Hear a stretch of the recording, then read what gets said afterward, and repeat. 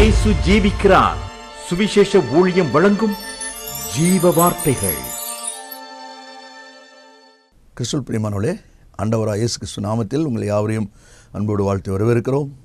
இயேசு ஜீவிக்கிறார் ஊழியத்தின் சார்பாக ஜீவ வார்த்தைகள் நிகழ்ச்சிக்கு வந்திருக்கிற உங்களை கர்த்தர் ஆசீர்வதிப்பாராக. ஒவ்வொரு வாரமும் இதே நேரத்தில் இந்த வார்த்தைகளை கேளுங்கள், அநேகரை கேட்க செய்யுங்கள். புதிதாக 150 செய்திகள் அடங்கிய ஜீவ விதைகள் என்கிற ஒரு புத்தகத்தை வெளியிட்டிருக்கிறோம்.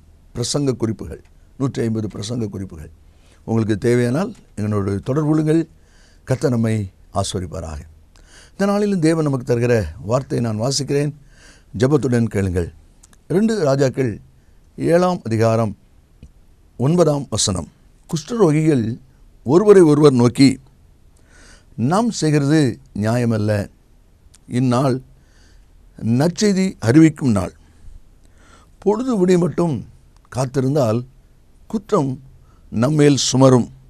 இப்போதும் நாம் போய் ராஜாவின் அரண்மனையாருக்கு இதை அறிவிப்போம் வாருங்கள் என்றார்கள். சமாரியா பட்டணம் முற்றுகை போடப்பட்டிருக்கிறது.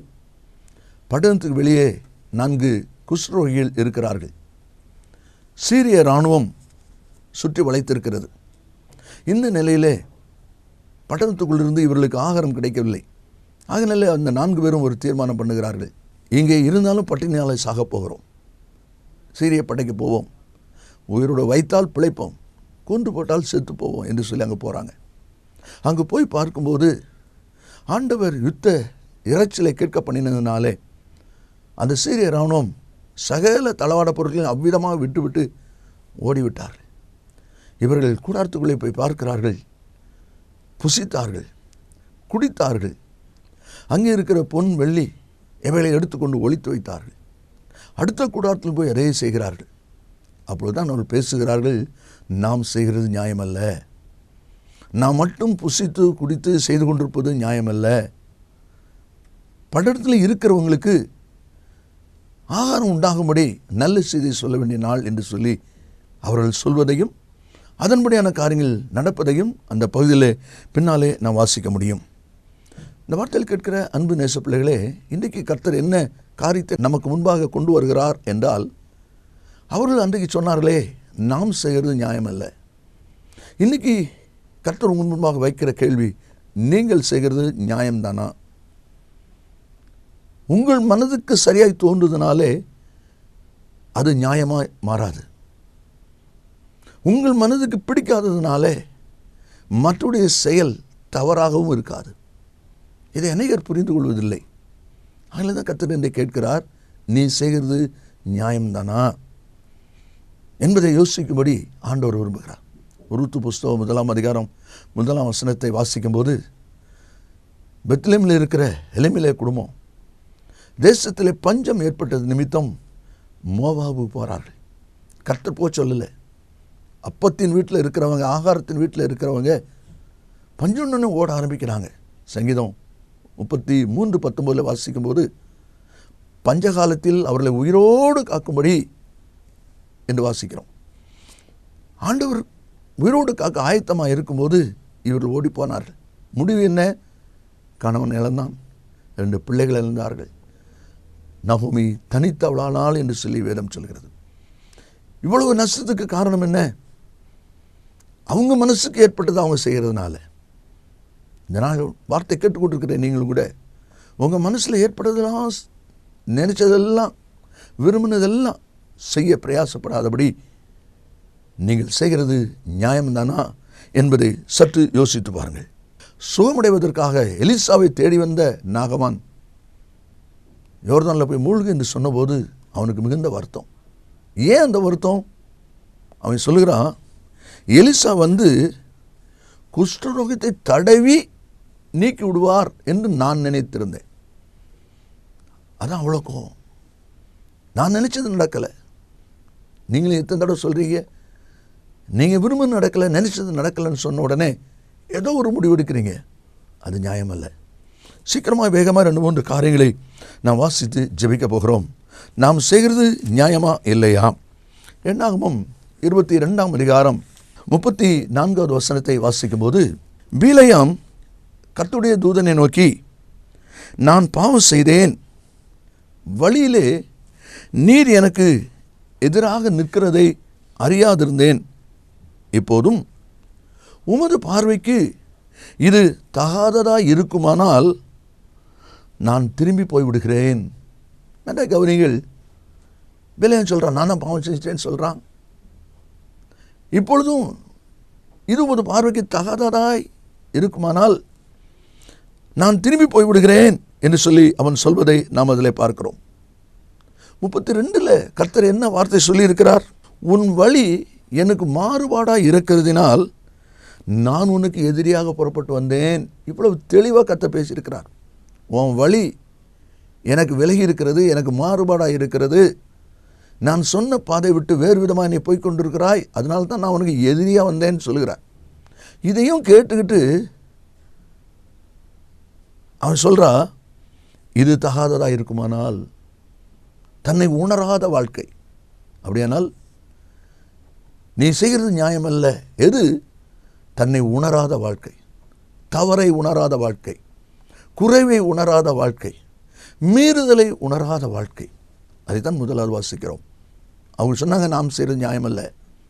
இன்றைக்கி நீங்கள் செய்கிற காரியத்திலே முதலாவது கர்த்தர் சொல்லுகிறார், உன்னுடைய தவறை, குறைவை நீ உணராதிருப்பது நல்லதல்ல.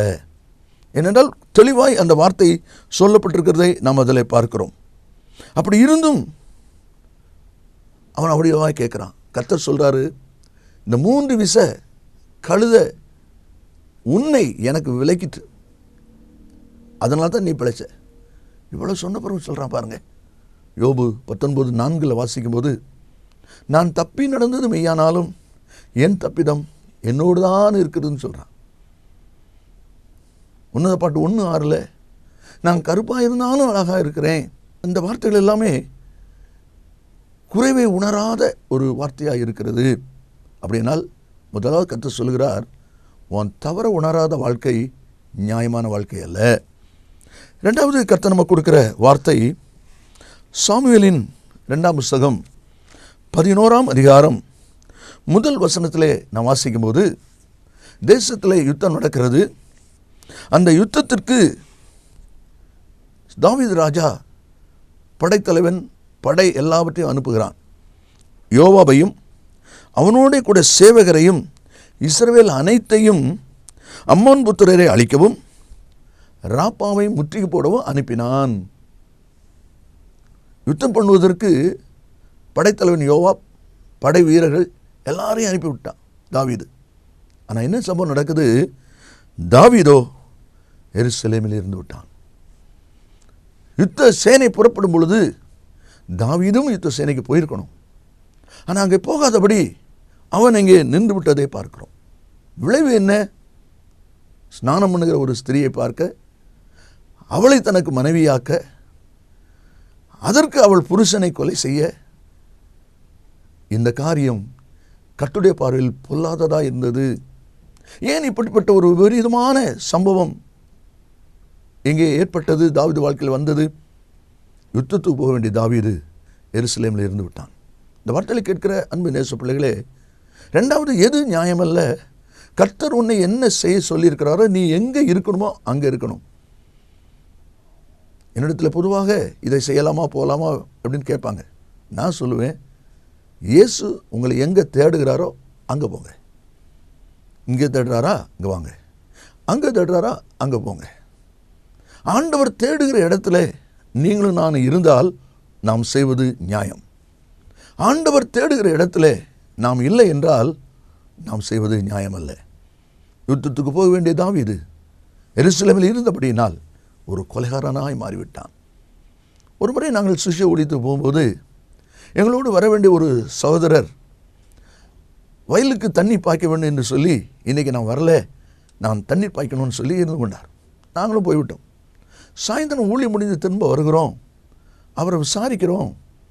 அவர் போலீஸ் ஸ்டேஷனில் இருக்கிறார். என்ன என்று விசாரித்த போது, தண்ணி பாய்க்க போன இடத்துல பக்கத்து வயலுக்கு அவருக்கு தகராறு ஏற்பட்டு போலீஸில் பிடிச்சி வச்சுருக்காங்க. எங்களோடு ஊழித்து வந்திருந்தா ஸ்டேஷன் போக வேண்டிய அவசியம் வந்திருக்குமா? வந்திருக்காரு. ஆண்டவர் உங்களை எங்கே தேடுகிறாரோ அங்கே இருங்கள். அங்கே செயல்படுங்கள். அப்படி இல்லை என்றால் நீங்கள் செய்கிறது நியாயமல்ல.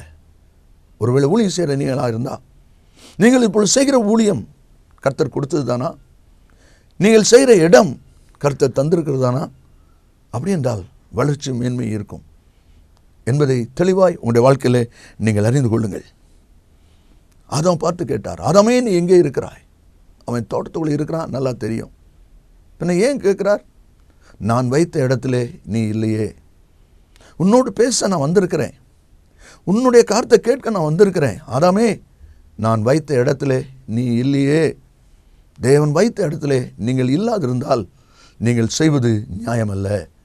எலியாவை பார்த்து கர்த்தர் சொன்னார், எலியாவே, கெபியிலே உனக்கு என்ன காரியம்? நீ இருக்க வேண்டிய கெபியிலே அல்ல. நீ பண்ண வேண்டிய பிரயாணம் வெகு தூரம் நீ போகணும். செய்ய வேண்டிய காரியம் ஏராளம் இருக்குது. ஆனால் நீ கெபிக்குள்ள ஒன்று உட்கார்ந்து இருக்கிறியே, இது நியாயமல்ல. அதை தான் நம்மளே வாசிக்கிறோம். இனி மூன்றாவதாக நாம் வாசிக்கும் போது 2 ராஜாக்கள் 5ஆம் அதிகாரம் 20வது வசனத்தை நாம் வாசிக்கும் போது அதிலே சொல்லப்பட்டிருக்கிற காரியம் கேயாசின் வாழ்க்கையில் நடந்த ஒரு சம்பவம். தேவனுடைய மனுஷனாக எலிசாவின் வேலைக்காரன் கேயாசி என்பவன் நாகமன் கொண்டு வந்ததை என் ஆண்டவன் கையிலே வாங்காமல் விட்டுவிட்டார். நான் அவர் பிறகே ஓடி அவன் கையிலே ஏதாயிலும் வாங்குவேன் என்று கர்த்தருடைய ஜீவனை கொண்டு ஆணையிட்டேன். நல்ல கவனிகள், எலிசா வேண்டாம் அப்படி விட்டுட்டார்.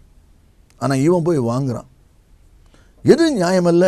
தேவன் எதை வேண்டாம் என்று ஒதுக்கினாரோ, உங்களுக்கு இது அவசியம் இல்லை என்று சொன்னாரோ, இந்த சம்பந்தம் ஆகாது என்று சொன்னாரோ, இந்த வீடு ஆகாது என்று சொன்னாரோ, இந்த காரியம் நல்லதல்ல என்று சொன்னாரோ, அதற்கு மேலே உங்களுக்கு ஆசை, மோகம், இச்சை ஏற்பட்டு அதை நீங்கள் சொந்தமாக்கிக் கொள்வீர்களானால் தேவனுடைய பார்வையிலே அது நல்லதல்ல.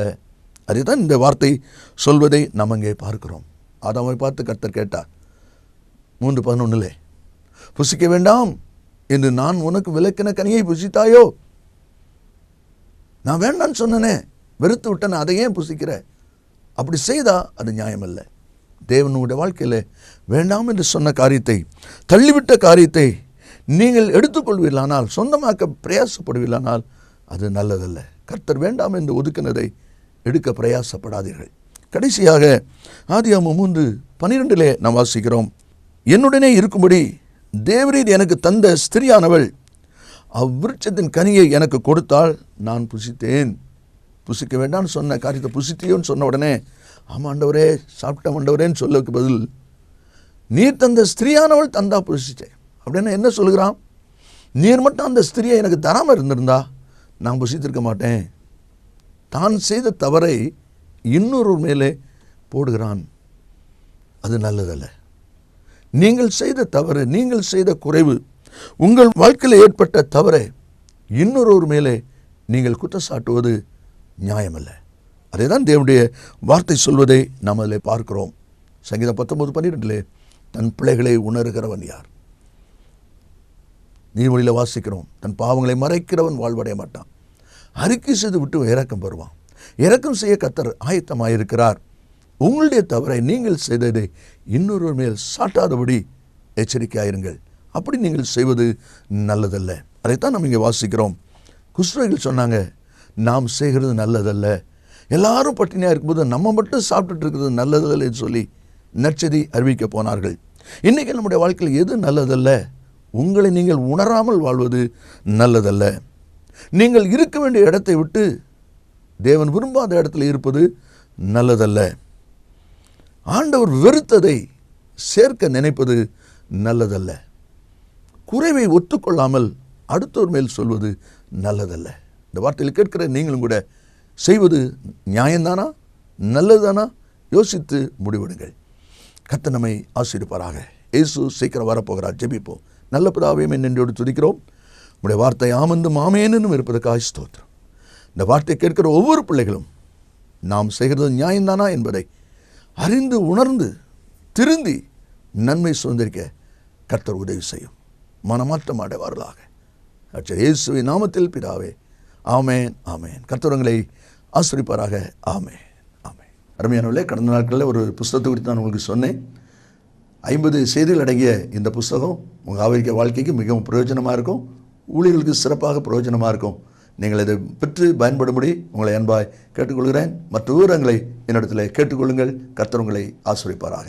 மேலும் விவரங்களுக்கும் உங்கள் ஜெப தேவைகளுக்கும் நீங்கள் எங்களோடு தொடர்பு கொள்ள வேண்டிய முகவரி ஜீசஸ் லிவ்ஸ் காஸ்பல் மினிஸ்ட்ரீஸ், சகோதரர் John M Jeyaraj, 123A Dohnavur road, Mavadi, Nellai மாவட்டம், தென்னிந்தியா 627107. செல்போன் 9443113292. Email yesujivikaar@gmail.com.